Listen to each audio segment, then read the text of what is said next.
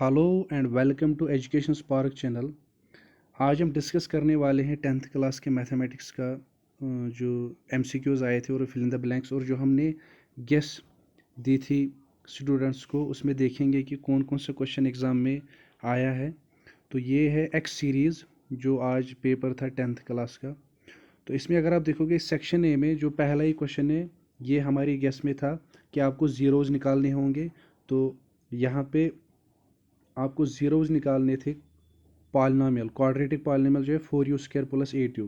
तो इसके ज़ीरोज़ निकालने के लिए हम क्या करेंगे, 4u² प्लस 8u इसको पुट करेंगे ज़ीरो के इक्वल। तो फिर वहाँ से क्या करेंगे हम अब यहाँ से कामन लेंगे हम, एक तो 4 कामन आएगा और दूसरा u, यहाँ बचेगा खाली u प्लस यहाँ बचेगा 2, तो इज़ इक्वल टू 0। अब यहाँ पे ज़ीरो प्रोडक्ट रूल अप्लाई करेंगे। ज़ीरो प्रोडक्ट रूल कहता क्या है कि अगर दो नंबर्स का प्रोडक्ट ज़ीरो के बराबर आए, ये एक नंबर है और ये दूसरा, तो इनका प्रोडक्ट ज़ीरो के बराबर है, तो इसमें से एक ज़ीरो के बराबर क्लियरली होगा, या तो 4u ज़ीरो के बराबर होगा या आपका u प्लस 2 ज़ीरो के बराबर होगा। Either u plus 2 is equal to 0 और 4u इज इक्वल टू 0। तो यहाँ से आप जब आप इसको सॉल्व करोगे, इसको u का वैल्यू सीधे 0 आएगा, एक ज़ीरो इसका 0 आएगा और दूसरा प्लस 2 यहाँ शिफ्ट होगा तो -2 आएगा। तो एक तो इसका आएगा 0 और दूसरा आएगा -2। तो पहले का answer. Define impossible event. Impossible event आपको डिफाइन करना था, सिंपल, वो इवेंट जिसकी प्रोबेबिलिटी ज़ीरो है, जिसकी प्रोबेबिलिटी ज़ीरो होगी, जो होगा ही नहीं उसको कहते हैं हम इम्पॉसिबल इवेंट। उसके बाद क्या 0.1 प्रोबेबिलिटी हो सकती है इवेंट की? तो प्रोबेबिलिटी में हमने पढ़ा था कि प्रोबेबिलिटी जो है ये 0 और 1 के बीच में लाई करती है, प्लस 0.1 0.2 ये डेफिनेटली ट्रू है, तो इसको ट्रू आएगा, ये ठीक है। उसके बाद how many tangents can a circle है, ये भी ठीक है, इन्फिनिटी। सर्कमफ्रेंस बताना था, सिंपल फार्मूला है, 6th क्लास ही पढ़ते आ रहे हैं, तो सर्कल का सर्कमफ्रेंस होता है 2πr, तो ये भी ठीक है। उसके बाद √3 इज अ रैशनल नंबर, ये तो क्लियरली फॉल्स है, तो इसको फॉल्स आएगा।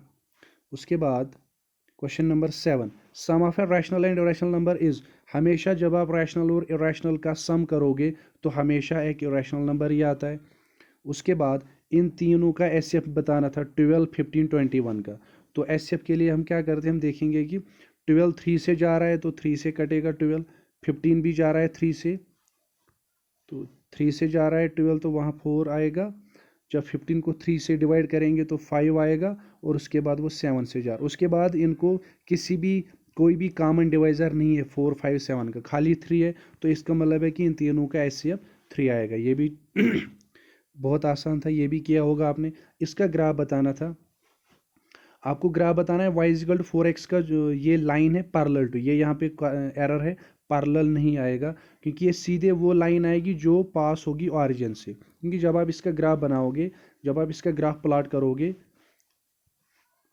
यहाँ पे x यहाँ पे y, तो अगर मैं यहाँ पे x का वैल्यू 0 रखूँगा, y का वैल्यू भी 0 आएगा, x का वैल्यू 1 तो y का वैल्यू 4 आएगा। फिर आप इसको जब आप ग्राफ पे दिखाओगे, ये सीधे स्ट्रेट लाइन बनेगी जो ऑरिजिन से पास होगी, तो इसको आएगा यहाँ पे सी पार्ट।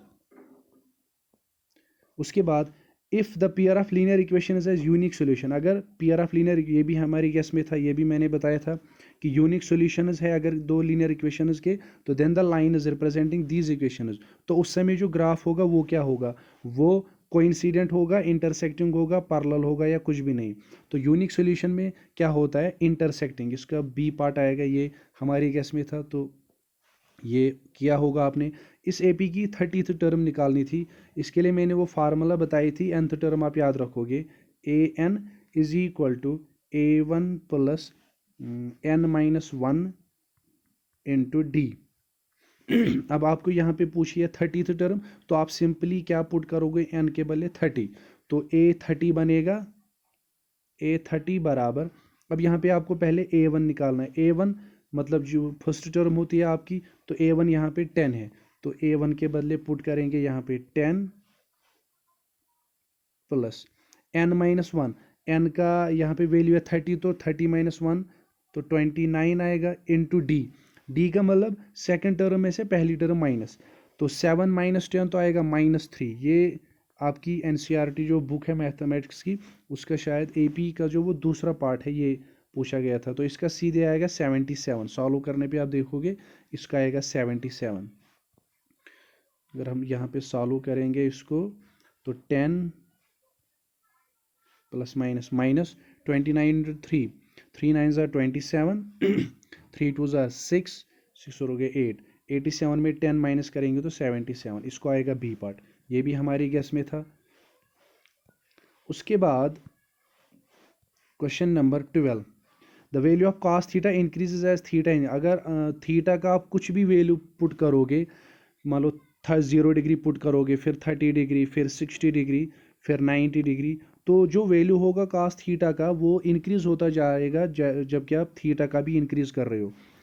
थीटा इंक्रीज करने का मतलब 0 दोगे पहले, फिर 30 डिग्री, तो थीटा इंक्रीज हो रहा है, तो जो वैल्यू आएगा cos थीटा का वो भी इंक्रीज हो रहा है। ये पूछा है कि ट्रू है या फॉल्स। तो जब आप ट्रिग्नोमेट्रिक टेबल देखते हो cos थीटा का, जब हम वैल्यू देखते हैं वहाँ से तो उसके लिए वो फार्मूला ट्रिक आती है, 0 डिग्री पे 30 डिग्री, 45 डिग्री, 60, फिर लास्ट में 90। तो यहाँ पे 4 3 2 1 0, फिर डिवाइड 4 से,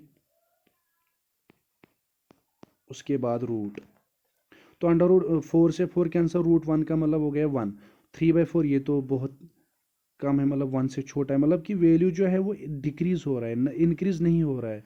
इसका मतलब है कि ये, मगर ये बोल रहा है कि ये इंक्रीज हो रहा है, इसका मतलब है कि ये फॉल्स है, क्लियरली ये फॉल्स है।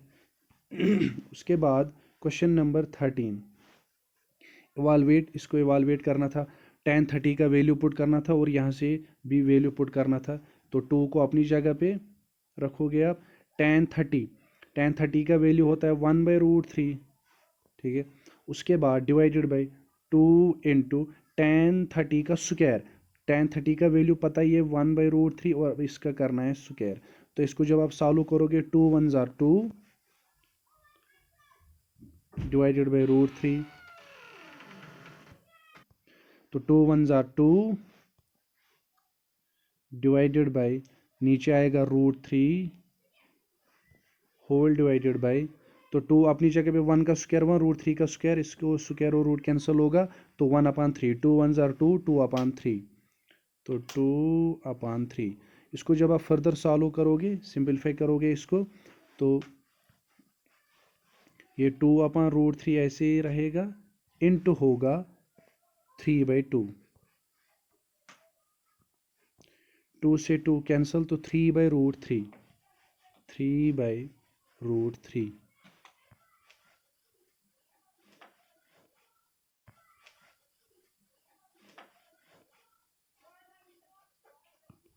ऐसे रखोगे तो ठीक है, या रैशनलाइज करोगे तो वो भी ठीक है। उसके बाद if A N is equal to N square plus 1 find A3। A3 का मतलब यहाँ पे मैंने बताया था उस समय, ये A3 का मतलब क्या है, 3 लिखा है, A रिप्रेजेंट कर रहा है टर्म और 3 रिप्रेजेंट करेगा कौन सी टर्म, तो तीसरी टर्म। तो सिंपली आप यहाँ पे n के बदले पुट वैल्यू करना था 3, तो आपके पास आती A3।